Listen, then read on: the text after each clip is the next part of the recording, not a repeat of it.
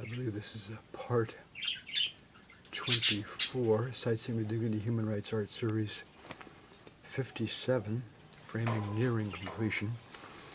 I edited this piece of found wood with like two vacant eyes, and I haven't decided yet, but I may leave it like that, but I actually may insert glass eyes in there like that. Well, I'll decide. Actually, I like that red one in particular, so I think I'll do that.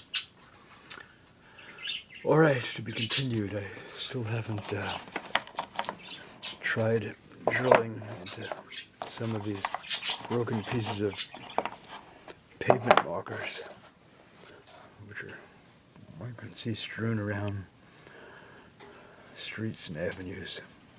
In which case, if I do that, it'll be something like that. Like lobster mouths devouring